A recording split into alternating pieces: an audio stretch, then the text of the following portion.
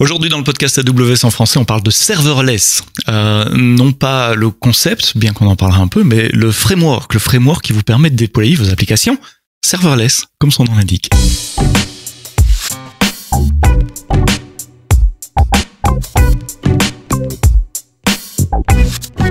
Bonjour, bienvenue dans le podcast AWS en français, un nouvel épisode tous les vendredis matins. Merci de vous abonner, de vous réabonner, de laisser des feedbacks, des petites étoiles, des pouces vers le haut en fonction de vos applications.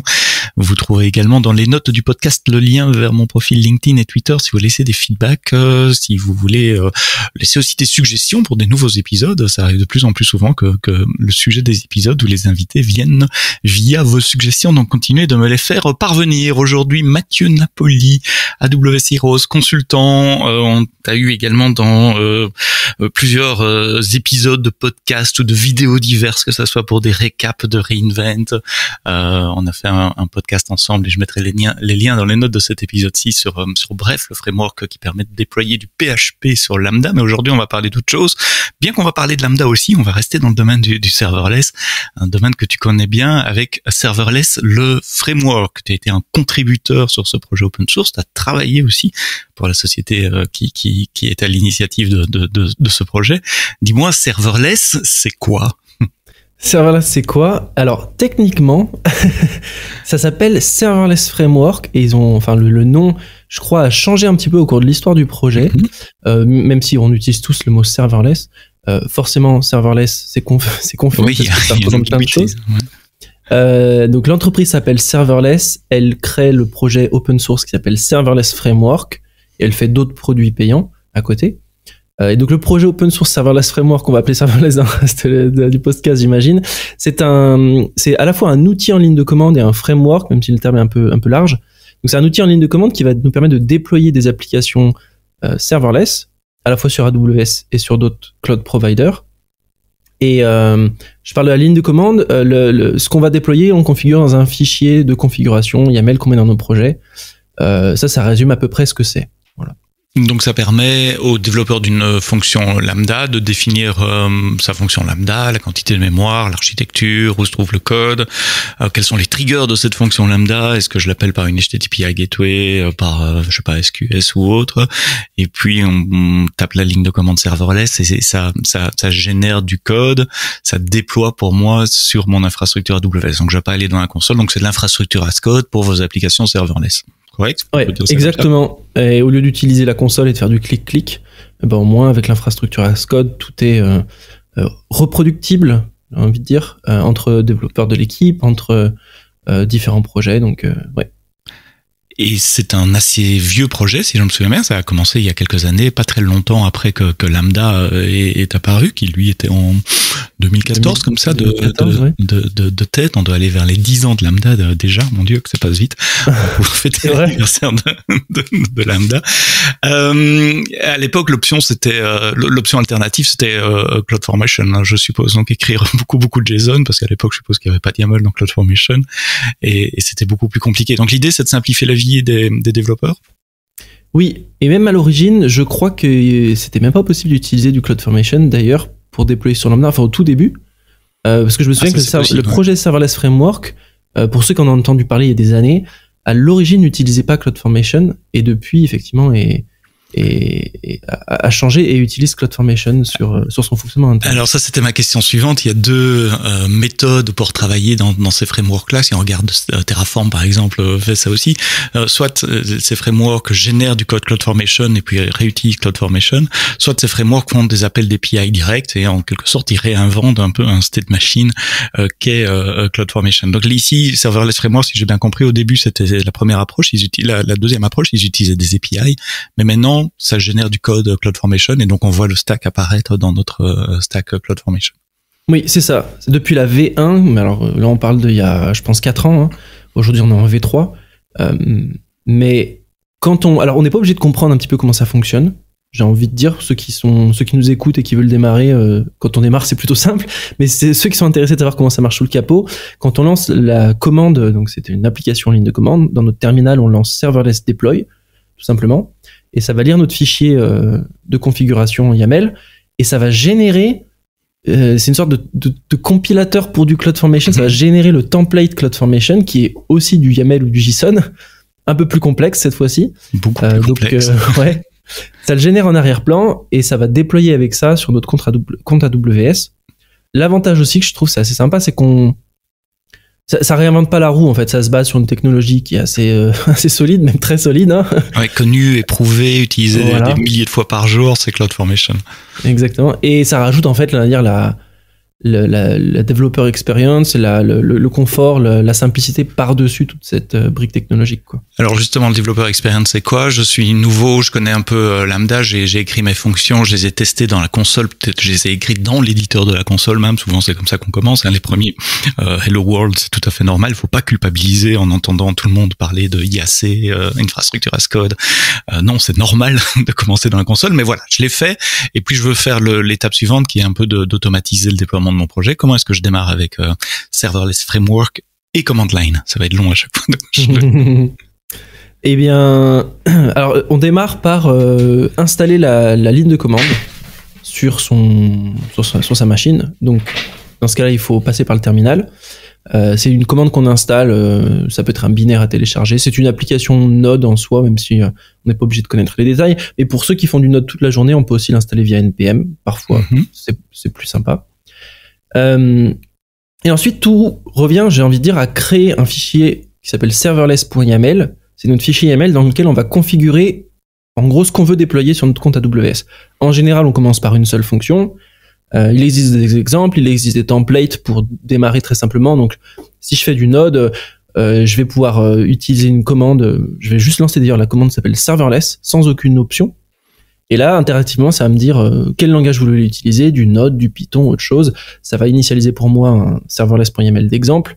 Ça va créer pour moi un un fichier JS ou un fichier TypeScript ou un fichier Python d'exemple.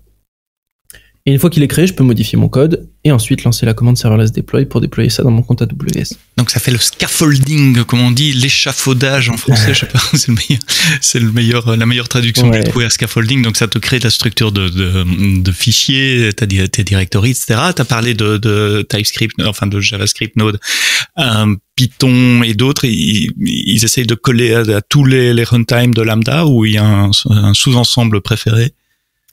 Il y a des exemples pour tous les langages, mais clairement la majorité des utilisateurs, et donc de là où il y a le meilleur support, ça va être autour de Node, donc JavaScript, TypeScript et Python.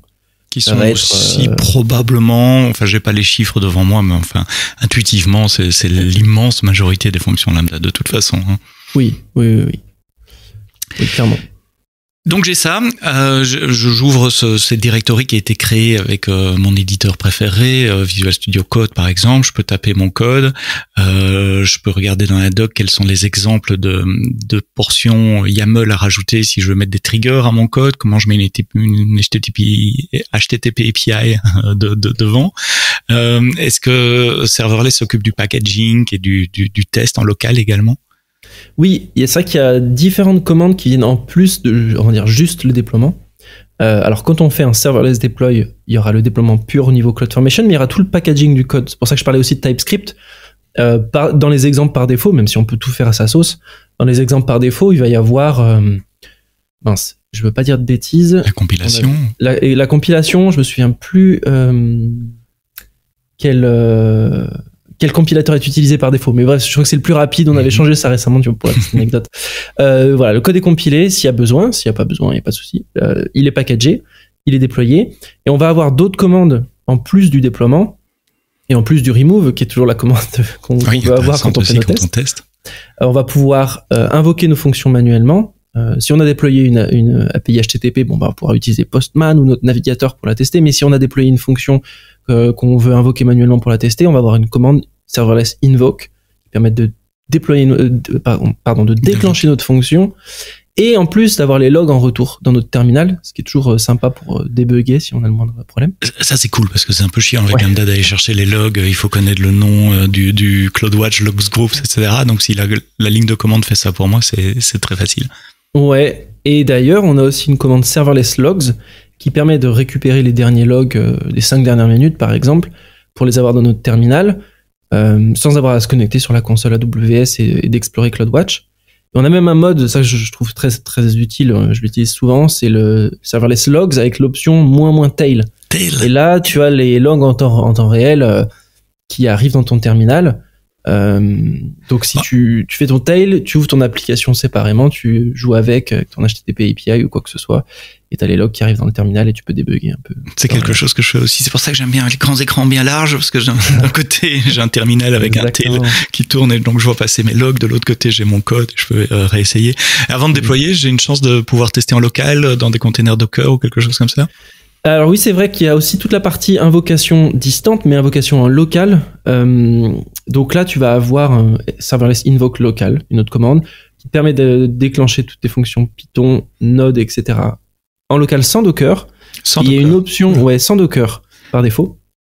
Et il y a une option moins Docker qui te permet là, cette fois-ci, de le faire tourner avec Docker. Donc dans un environnement qui est un peu plus proche de Lambda, mais qui va être un peu plus lent à démarrer. Sur un vrai Amazon Linux comme le runtime Lambda. Sans Docker, c'est assez cool parce que ça permet de démarrer très rapidement. Il faut pas avoir une image à jour, il faut pas avoir Docker qui tourne, blablabla. Ouais, si tu travailles tous les jours avec Node, par exemple, ta fonction Node, tu peux la déclencher immédiatement, ça prend quelques secondes. Et ce qui est bien aussi, c'est que la commande serverless invoke local va répliquer un petit peu le formatage des logs, l'environnement d'exécution autant que possible de Lambda. Ce sera pas aussi bien fait que dans Docker, mais ça reste raisonnable, quoi. Oui, dans Docker, vous pouvez utiliser, enfin je dis vous, le projet serverless peut utiliser quasiment les vrais environnements d'exécution Lambda, puisque je pense qu'AWS publie des images Amazon Linux avec les runtime qui correspondent, tandis qu'en local, évidemment, c'est émulé.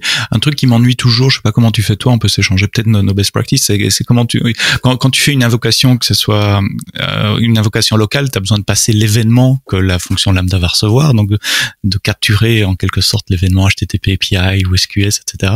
Alors moi je fais ça en général avec un print ou un console log en fonction du langage. Tout à fait. J'envoie ça à ma première fonction Lambda déployée, je capture la trace et puis je réutilise ça après. Il y a un moyen plus simple ou c'est comme ça qu'il faut faire? Alors moi je fais ça. En fait il y a deux options. Mais c'est marrant d'ailleurs que tu mentionnes ça parce qu'il y a une commande dans serverless qui permet de générer un faux événement, enfin le payload JSON d'un faux événement, voilà. Ça c'est particulièrement utile. Par exemple, j'ai une lambda qui doit traiter les messages d'une file SQS et je suis en local, j'ai pas ma file SQS, je veux générer un faux message SQS. Donc soit je lance la commande et ça me donne un template et je peux l'utiliser ensuite pour invoquer ma lambda. Soit effectivement je déploie, je fais un message en SQS, je fais un console log ou un dump ou un print ou quoi que ce soit et je récupère un peu ce qui a été généré. De toute façon, c'est une best practice de garder, en tout cas tant qu'on n'est pas en prod, un console log ou un print du message rentrant, du message sortant, ça aide beaucoup en développement. À force de faire ça, j'arrivais il y a quelques années quand je travaillais dans l'équipe Alexa à développer des fonctions lambda tout à fait offline, dans des trains, dans des avions.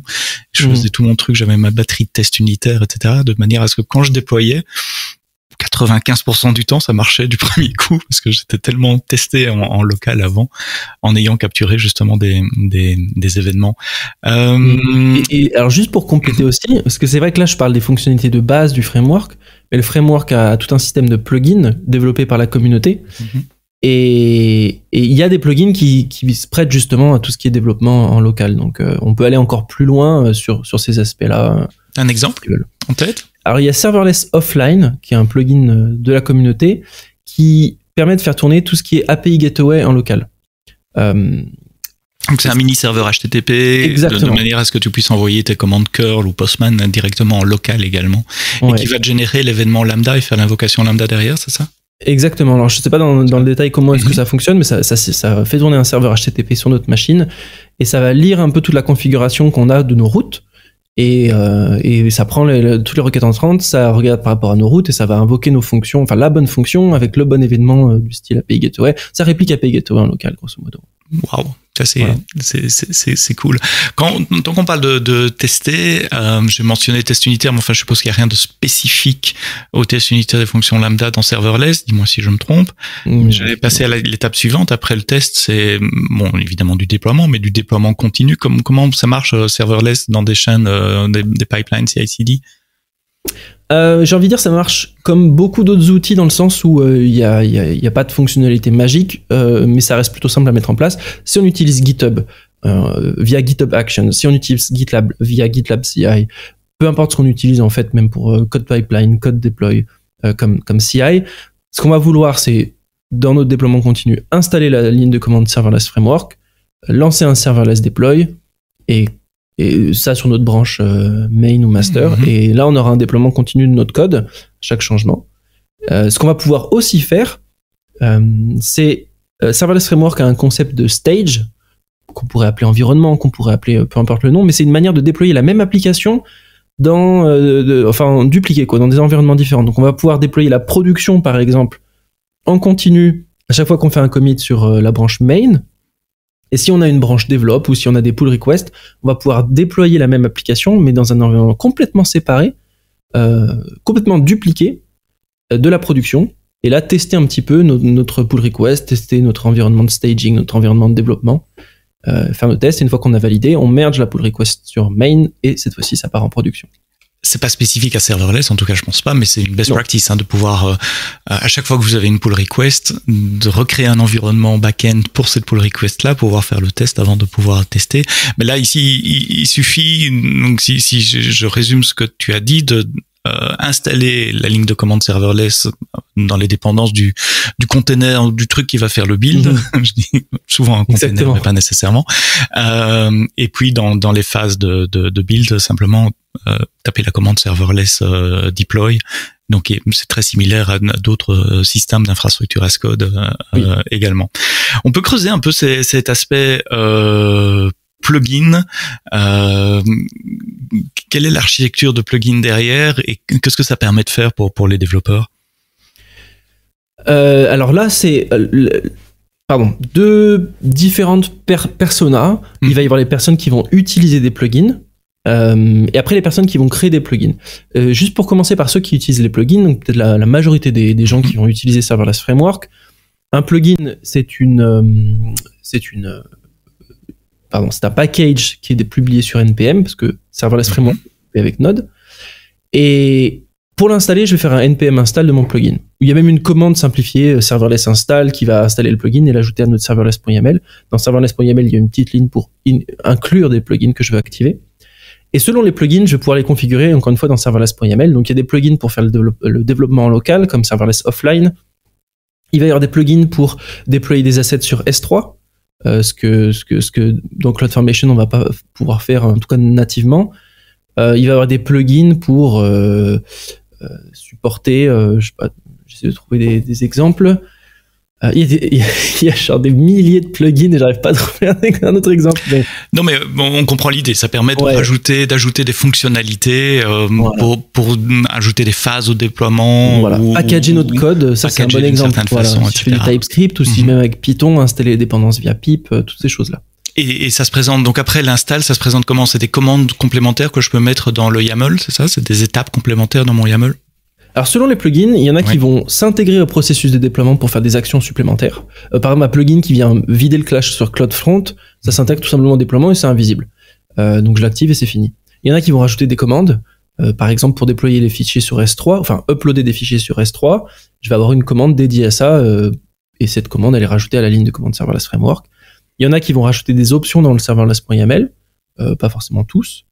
Un plugin que j'aime beaucoup, que j'utilise de temps en temps, pour déployer des VPC facilement avec serverless.yaml, parce que configurer un VPC, c'est quand même complexe. Et là, en quelques options, je crée un VPC avec toutes mes subnets préconfigurés, mes security groups, etc. Et en plus, mes fonctions peuvent être automatiquement configurées pour aller dans le VPC. Enfin bref, il y a des plugins pour des tonnes de choses, quoi.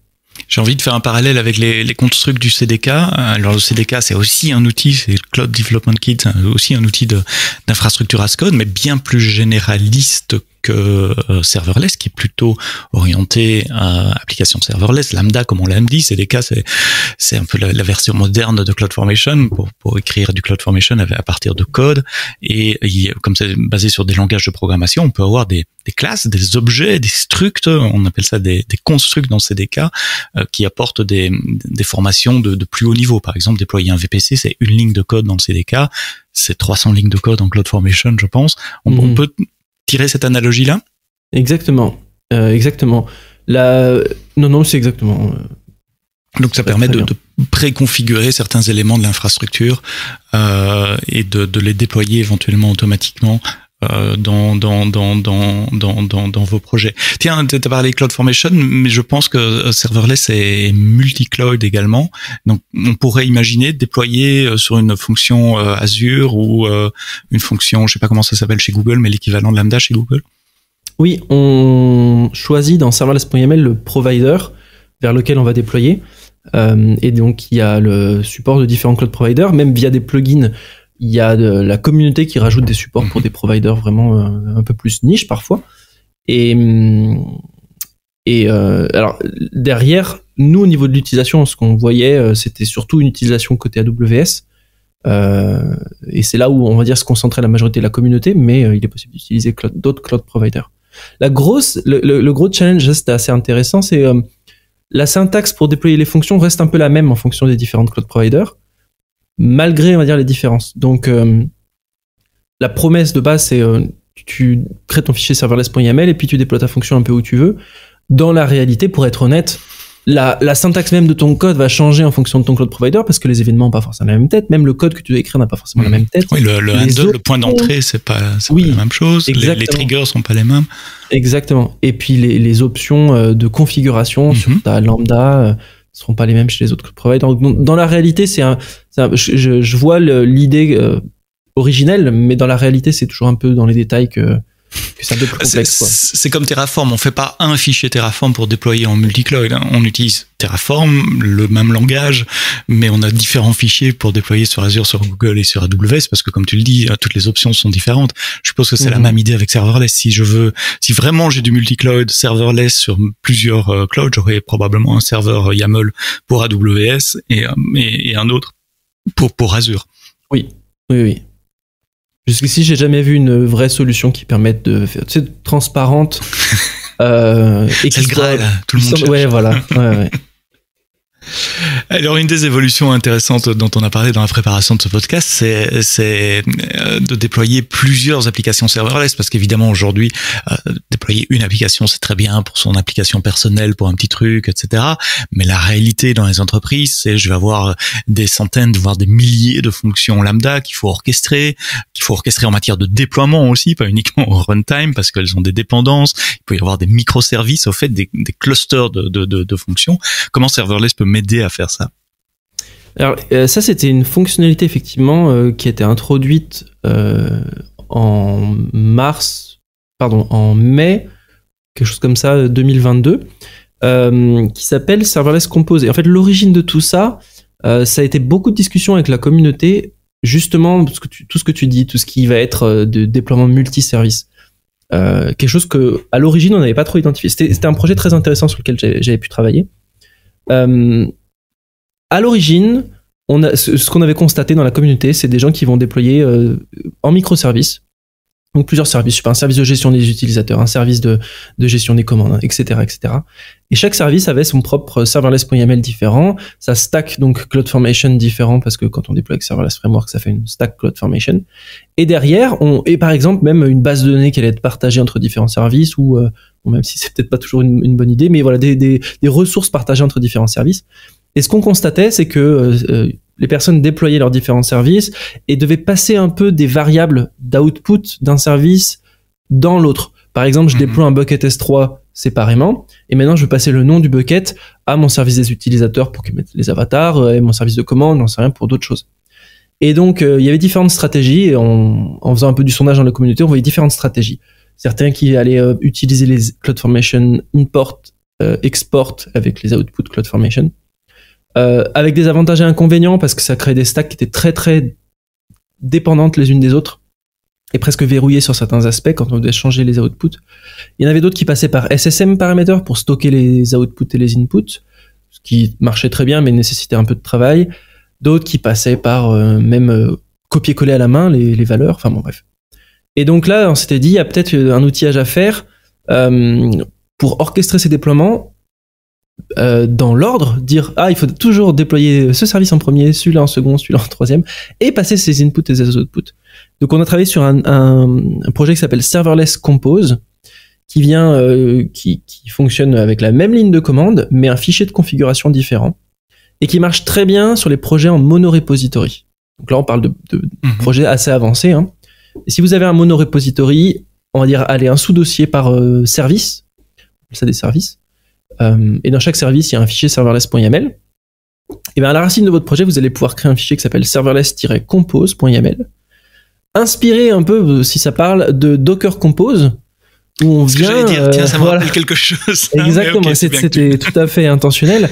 C'était pour se faire un peu ce parallèle-là et de se dire, dans mon fichier compose.yaml, enfin serverless-compose.yaml, je vais référencer vraiment le chemin d'accès de chaque sous-dossier, et je vais donner des dépendances entre les... Si j'ai envie, hein, je vais donner des dépendances, je vais dire celui-là dépend d'un autre, et donc si le service A dépend de B, au déploiement, serverless va automatiquement déployer B en premier et A ensuite. Et je peux même dire, je peux passer donc des inputs et des outputs, enfin des paramètres des uns dans les autres, et dire, je veux que mon service user est déployé en premier et prendre son API URL qui a été déployé. Ça, je le mets dans une variable. Je peux l'injecter en variable dans mon service des commandes, par exemple. Et passer ainsi de manière complètement dynamique les outputs des uns et des autres. Et où est-ce que ça devient très très utile? C'est quand je vais déployer, j'en parlais au début, différents environnements, différents stages. J'ai ma production, j'ai mon développement, mon staging. Et si je devais manuellement configurer les URL et les noms de buckets et les noms de bases de données et les VPC de ça à chaque fois dans tous mes environnements, c'est laborieux. C'est impossible. Là, c'est automatique. Je déploie un nouvel environnement, j'ai le service qui est déployé en premier, ça prend l'output, ça le passe dans l'input de l'autre. Ça peut aussi déployer des environnements qui ont été modifiés et garder d'autres qui n'ont pas été modifiés. Il peut détecter les changements. Ouais, tout à fait. Très, très. Mon point, j'ai oublié de mentionner ça. Ça va déployer que ce qui a changé et donc intelligemment déployer en parallèle ce qui a pu déployer en parallèle et accélérer grosso modo. Tu vois, toute cette histoire d'orchestration, ça essaie de l'accélérer un petit peu. On a vu beaucoup de monde qui utilisait pour faire ça à l'origine des projets comme NX, Turbo Repo, enfin tous les projets de gestion de monorepository, mais là spécifique à la compilation des fichiers JavaScript, TypeScript, et on s'est inspiré de tout cet écosystème pour faire un peu système de gestion de dépendance, mais là au niveau orchestration de déploiement de services. C'est pas une petite tâche, c'est pas une petite fonction. Enfin, je veux dire, vous avez dû réécrire un state machine, un workflow, avec tous les problèmes qu'il peut y avoir quand on écrit ce genre de composants. Ça, c'est live aujourd'hui, c'est disponible dans Serverless 3? Oui, exactement. Donc ça, c'est dans la documentation Serverless Framework 3 et c'est utilisable aujourd'hui. Je suis un peu naïf et je vais ouvrir une parenthèse, et c'est de la vraie naïveté ici, pas de la naïveté simulée. Tu dis c'est idéal pour le monorepository. C'est quoi les problèmes si on veut appliquer ça sur du multi-repo? J'ai un repo avec mon service A et B et un autre avec mon service C et D. En quoi c'est plus compliqué? Alors, au niveau pratique, si j'ai plusieurs repositories, mon fichier serverless compose.yaml, je vais avoir du mal à trouver un endroit où le mettre. Je vais créer un autre. Ouais. Ouais, voilà. Donc, je peux créer un nouveau repository vide, je le mets là-dedans, et voilà. Mais en fait, la problématique avec les monorepositories, souvent, c'est qu'on a une seule intégration continue, et tous nos déploiements sont un peu orchestrés par un seul repository, alors qu'en multi-repository, en général, on va considérer les repositories un peu plus indépendants. Si je si je push un commit sur un repository indépendant des autres, ce repository-là va être déployé en continu, point barre. Mais quand on est sur un monorepository, ce qui se passe souvent, et c'est l'avantage du monorepository, c'est qu'on va pouvoir partager du code entre des projets. Par exemple, j'ai mon module user, j'ai mon service user, mon service des commandes, et je vais juste partager des librairies. Je vais partager des classes de modèles ou quoi que ce soit du code entre mes services. Et du coup, si je modifie, et c'est là où ça devient intéressant, si je modifie mon code partagé entre les services, ou qu'un service même utilise le code de l'autre, et ben là il y a une relation, il y a un déploiement en cascade parce qu'il faut que je déploie l'un et puis l'autre, et même si ça rajoute de la complexité en fait au quotidien, souvent c'est très pratique de pouvoir partager du code, c'est très pratique de pouvoir lier un peu plus les services entre eux. C'est un choix à faire entre monorepo, multirepo, mais quand on fait du monorepo, et ben on a besoin de cette orchestration et c'est là où les problèmes arrivent, quoi. Ouais, en multi-repo, les services sont vraiment indépendants, même en termes de code. Il n'y a pas de librairie partagée. Ils vivent leur vie indépendamment les uns des autres. Oui, ou alors s'il y a du code partagé, on se retrouve un peu même dans la problématique de l'open source. C'est-à-dire que s'il y a une librairie partagée, c'est une librairie complètement indépendante. On fait du versionning, on a tous nos systèmes de contraintes de gestion de version. C'est beaucoup plus de boulot, mais c'est un choix différent, quoi. C'est pour ça que beaucoup d'organisations utilisent du monorepo, en tout cas à l'échelle d'un projet, même si c'est des très gros projets, pour éviter justement ces problèmes de synchronisation. On a parlé de CDK tout à l'heure, donc le Cloud Development Kit. Imagine que dans une entreprise, on ait déjà des constructs bien testés et bien utilisés de CDK. Je peux les réutiliser dans serverless d'une façon ou d'une autre? Alors oui et non. C'est un sujet intéressant, ce sujet, parce que c'est un sujet sur lequel j'ai travaillé. Pour répondre à la question directement, non, si je fais du CDK et que j'ai mes constructs personnalisés que j'ai déjà créés aujourd'hui, je vais pas pouvoir les déployer avec Serverless Framework. Serverless Framework fait du CloudFormation et c'est tout. Après, à l'origine, je continue d'ailleurs toujours à travailler sur ce projet open source, qui est un plugin à Serverless Framework qui s'appelle Lift, un projet que j'ai créé avec Frédéric, un autre contributeur au projet open source. On avait cette idée à l'origine de vouloir justement utiliser la puissance du CDK, qui est de pouvoir faire ce qu'on appelle des constructs de un peu plus haut niveau, et d'utiliser la simplicité de Serverless Framework pour les déployer. Surtout que Serverless Framework a une très grosse communauté, une très grosse base d'utilisateurs, donc on s'était dit pourquoi pas marier un peu le meilleur des deux mondes et intégrer un peu le CDK dans Serverless Framework. Donc on s'est lancé dans ce projet Lift, qui est un plugin open source à Serverless Framework, et on a commencé le projet en se limitant à certains constructs CDK qu'on a créés nous-mêmes. Donc on a identifié un peu les problématiques que nous on considérait les plus communes, en tout cas dans ce qu'on voyait nous. Donc comment est-ce que je déploie un site statique qui n'a pas de fonction lambda, un site Vue.js, React, etc. Et je veux le déployer sur S3 avec CloudFront et tout ce qui va bien. Donc, comment je fais pour déployer ça avec le CDK? Comment je vais déployer une file de messages SQS correctement configurée avec ma file principale, mon système de retry, ma dead letter queue, mon alarme CloudWatch? Ça, on le fait avec le CDK. Et j'ai des exemples un peu similaires. Une table DynamoDB configurée en mode avec les clés bien configurées pour faire du single table design. Bref, on a créé ces constructs CDK, on les a mis dans le plugin, et ensuite se poser la question comment est-ce qu'on intègre tout ça avec Serverless Framework. Donc le plugin va en fait utiliser le CDK pour générer du code CloudFormation. C'est là où on déploie pas avec le CDK, on génère du code CloudFormation qu'on vient intégrer au déploiement que Serverless Framework va faire.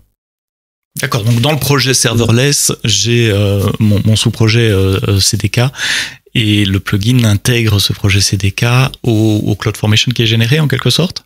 C'est comme ça que ça marche? Oui, sauf que c'est même encore plus simple. C'est que on a créé ces constructs, et la manière dont on les utilise au niveau utilisateur, c'est dans mon fichier serverless.yml, je dis je veux utiliser le construct static website. Voilà où se trouvent mes fichiers Vue.js ou quoi que ce soit. Point barre. Et donc on n'a même pas besoin d'aller utiliser le CDK directement en fait. C'est presque masqué. Oui, c'est vous, développeur du plugin, qui avez fait le choix du CDK pour construire des constructs serverless à plus haut niveau.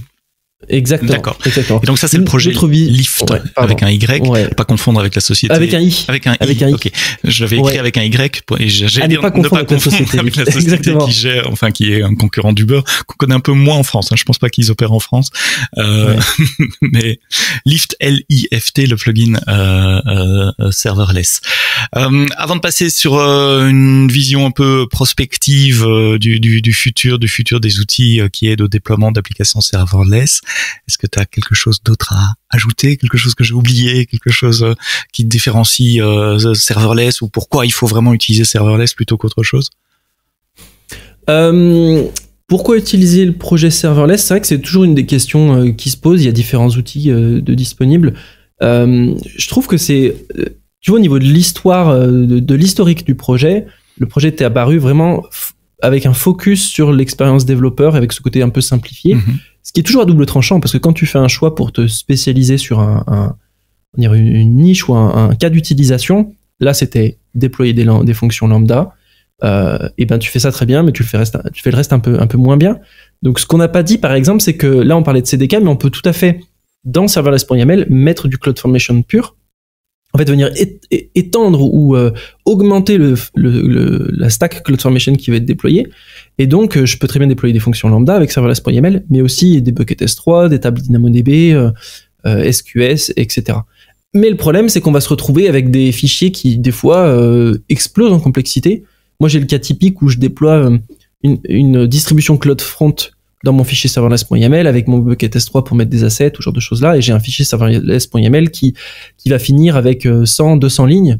Là où si j'avais fait du CDK, il existe peut-être un construct au niveau CDK qui va me prendre juste quelques lignes. Exactement. Donc il faut toujours trouver un peu la balance et se dire qu'est-ce que je vais déployer le plus. Si je déploie des tonnes de fonctions, lambda, serverless framework va être vraiment utile. Tout ce qui est le streaming des logs et le testing en local, ça va être vraiment utile. Après, pour l'infrastructure autour de la fonction lambda, peut-être que le CDK ou CloudFormation, mais enfin aujourd'hui plutôt le CDK a plus d'intérêt alors. Oui, c'est vrai qu'on voyait aussi beaucoup de gens qui utilisaient le CDK ou Terraform pour déployer ce qu'on appelle les ressources un peu plus statiques, la base de données, les buckets S3, etc. Et ensuite, serverless.yaml pour les fonctions uniquement. Et aller référencer un peu les ressources statiques qui avaient été créées. C'est important ce que tu dis, c'est pas l'un ou l'autre. Donc vous faites pas un mauvais choix en choisissant l'un pour démarrer votre projet ou l'autre pour démarrer votre projet. Les deux ont du sens dans le même projet. Absolument, absolument. Et il y a même des gens qui vont démarrer avec serverless.yaml, ensuite vont vouloir un peu plus de personnalisation ou de liberté, et là en fait j'ai envie de dire il suffit. Si vous êtes curieux, faites un déploiement. Il y a un dossier .serverless qui est créé dans votre projet quand vous déployez, donc c'est un fichier qu'on peut complètement ignorer de Git, qu'on peut supprimer quand on veut, c'est une sorte de dossier de cache, et dans ce dossier on va retrouver la stack CloudFormation, donc le fichier j'allais dire YAML, non, le fichier JSON qui contient toute la stack CloudFormation qui est déployée. Et donc là on peut tout à fait prendre ça et ensuite déployer avec CloudFormation soi-même, sans serverless framework. Utiliser serverless d'en sortir. Comme un bootstrap pour commencer son projet CloudFormation. Mais après les deux divergent. Ça peut être compliqué aussi. Il faut faire exactement. Faut faire un choix. J'aime bien ce message parce que souvent on essaye d'opposer ou de mettre les produits dans des boîtes et les opposer les uns aux autres. Au fait, non, ils sont complémentaires. Ce que j'observe aussi dans les grandes entreprises, c'est pas les mêmes gens. Ceux qui font l'infra, le réseau, les bases de données, les buckets S3, c'est une équipe et eux ils utilisent plutôt CDK parce que ça donne accès à plus de 200 services AWS. Et puis les développeurs qui font les API ou les sites web, eux ils vont aller plutôt sur serverless. Mais exactement. En plus, ce qui est intéressant, c'est que c'est pas non plus toujours les mêmes cycles de déploiement. Une base de données, je vais pas du tout la mettre en déploiement continu. Je vais pas avoir envie qu'elle s'auto-remove avec la moindre erreur. Et même le changement de configuration de cette base de données, ce sera peut-être pas les mêmes personnes qui vont review le template CloudFormation ou les options que le déploiement continu du code. Et donc, parfois, séparer un peu les mécanismes de déploiement, ça a du sens. Voilà. Alors, tu travailles plus chez Serverless pour le moment, donc t'as pas nécessairement une vue sur leur roadmap. J'aime bien terminer les podcasts en parlant du futur aussi, faire une perspective de vers où on va, mais sur ce genre d'outils en général, qui sont les outils d'aide au déploiement d'environnements serverless, d'applications serverless. Quelles sont les tendances que tu observes pour aujourd'hui et demain à court terme? Alors ça, moi, j'adore parler un petit peu de ces tendances-là, même si on sait pas trop de quoi demain sera fait, mais c'est vrai qu'il y a, en tout cas, un sujet qui me tient beaucoup à cœur, c'est de proposer des outils pour les développeurs. Donc, des choses un peu plus haut niveau. Du point de vue infrastructure, moi qui touche un peu à tout ce qui est infrastructure as code, je trouve qu'on a des super outils. Si je veux faire des applications, développer des services AWS vraiment configurés dans le détail, Terraform et CDK sont honnêtement super. Parce qu'on va pouvoir s'éclater, utiliser toutes les options possibles et faire des trucs très très intelligents. Maintenant, si moi je prends mon autre profil plus orienté développeur et toute la communauté développeur, l'intelligent, les complexes et intelligents, des fois c'est pas forcément ce qu'on a besoin. On a besoin de quelque chose qui marche, pouvoir se concentrer sur notre application et nos besoins à nous. Et c'est là où je vois vraiment un besoin à répondre et des outils qui arrivent de plus en plus là-dessus sur des constructs ou des composants ou peu importe comment on les appelle haut niveau et qui résolvent nos problèmes. Alors moi je travaille un peu aussi dans le PHP, mais je prends un exemple très simple avec le PHP. Je crée une application Laravel, je veux la déployer sur AWS en serverless, point. Mon problème s'arrête là. Et que ce soit du lambda configuré comme ci, avec un trigger comme ça ou quoi, c'est intéressant à savoir, mais j'aimerais bien que ça marche tout seul. Et c'est la même chose avec même des applications front-end, que je prends du Next.js. La majorité des gens qui font du Next.js, ce qu'ils veulent, c'est que ça se déploie et que ça marche, et faire toute l'infrastructure avec CloudFront et le server-side rendering avec Lambda et S3 et tout ça. Et ben, si on peut se passer de ces détails-là, ou en tout cas, s'ils peuvent être gérés par un outil, c'est pas plus mal. Et donc, on voit dans le CDK des constructs de plus en plus haut niveau, Ça, c'est super, je trouve. On voit aussi des outils qui se construisent sur le CDK. Je vois SST ou Serverless Stack, qui est un framework construit par-dessus le CDK avec des commandes un peu comme Serverless Framework pour les logs, pour du déploiement, pour des outils de développement aussi. Serverless Framework, pour moi, est une autre approche qui n'est pas basée sur le CDK, mais qui est un peu similaire, qui s'oriente à plutôt des équipes de développement. Et c'est là où je trouve qu'il y a beaucoup à faire. Et il y a beaucoup qui est en train de se faire. Et pour rendre des outils plus intelligents, il faut cacher la complexité. Pour cacher la complexité, il faut prendre plein de décisions que le développeur devrait prendre si l'outil ne le prenait pas pour lui. Ça veut dire que tous ces outils sont de plus en plus orientés. Ils font des choix par défaut. Et certains laissent les développeurs changer ces choix. Certains bloquent les choix. C'est ce qu'on appelle en anglais des outils opinionated, qui ont une opinion. Quelle est cette balance à trouver entre j'ai un outil qui me préconfigure un environnement qui va marcher pour 80% des cas, mais dans 20% des cas, il va falloir passer par derrière pour aller tuner exactement comme moi je veux. Mais exactement, et je sais pas s'il y a une bonne réponse. En fait, un parallèle que j'aime bien faire, c'est si tu prends le monde du développement, il y a 10, 20, 30 ans, on a commencé avec les langages simples, de plus en plus évolués, mais tu vois le langage, et tu apprends le langage, et ensuite tu fais ton application. Et puis après sont apparues les librairies réutilisables bas niveau, mais tu vas installer une librairie pour gérer les images, pour faire ci, pour faire ça, te connecter une base de données. Et ensuite sont apparus les frameworks, et eux viennent avec des opinions. Au lieu que ce soit toi qui fasses un peu ton architecture et qui te dise comment est-ce que je fais une application proprement pour qu'elle soit sécurisée, pour qu'elle soit ci, pour qu'elle soit ça, le framework t'amène des opinions et t'aide à prendre moins de décisions d'architecture parce que le framework les a fait pour toi. Exemple Laravel en Bray, Laravel en PHP, Next ou Express en JavaScript, Flask en Python, etc. Exactement. Et pour moi, on est à ce stade-là au niveau de l'infrastructure où on a les langages, ça va être les briques premières, tu vois, le CloudFormation, ça va être les services AWS qui existent, qu'on peut utiliser, qu'on peut tout scripter à la main, on peut faire des scripts bash, on peut appeler les API et les SDK nous-mêmes. Sont venues les librairies qui nous permettent de faire, de configurer ça un peu plus facilement, infrastructure as code et le CDK et même Terraform, pour moi, ça s'en rapproche un peu de ces librairies-là, mais ça reste à nous de se dire, je peux faire ce que je veux, mais qu'est-ce que je fais? Et là, on a besoin de ces frameworks d'infrastructure qui nous donnent un peu ce guide, quoi. Et je dis pas que toutes les entreprises ont besoin de ça et que toutes les personnes ont besoin de ça, parce qu'il y en a qui seront très bien capables de faire leur infrastructure eux-mêmes, mais il y a énormément d'équipes de développement qui ont envie de déployer leurs applications et qui aimeraient bien que juste ça marche. J'aime bien ton analogie. Langage, librairie, framework au niveau du langage, au niveau d'une application. Et puis maintenant, il s'agit de déployer cette application. Donc framework au niveau de l'infrastructure pour déployer cette application. En fait, c'est un continuum, c'est une continuité où on passe de l'application à l'infrastructure qu'il faut pour supporter cette application. Pour bien démarrer, serverless.com. Serverless.com et il y a un lien normalement directement pour aller dans la documentation du projet, spécifiquement Serverless Framework. Si jamais vous êtes perdu, mais vous allez vous en sortir. Ou un npm install serverless si on a déjà Node installé. Et le projet est sur GitHub également, donc on peut le retrouver sur GitHub. Et vous pouvez contribuer, et je répète toujours, contribuer à des projets open source supportés par des entreprises. C'est pas nécessairement écrire du code, c'est aussi rapporter des issues, donner du feedback, faire un pull request pour une typo dans la documentation, voilà, c'est plein de choses. C'est pas uniquement contribuer à du code ou écrire un nouveau plugin. Mathieu Napoli, AWS Hero, consultant AWS PHP, bref également. Merci Mathieu pour tes explications sur serverless, et j'espère vous avoir donné, que nous vous ayons donné envie de tester serverless si vous ne le faites pas encore, ou d'aller un peu plus loin avec serverless si vous le faites déjà. Merci d'avoir écouté cet épisode du podcast AWS en français jusqu'au bout. Rendez-vous vendredi prochain pour un nouvel épisode, et d'ici là, quoi que vous codiez avec serverless, codez-le bien.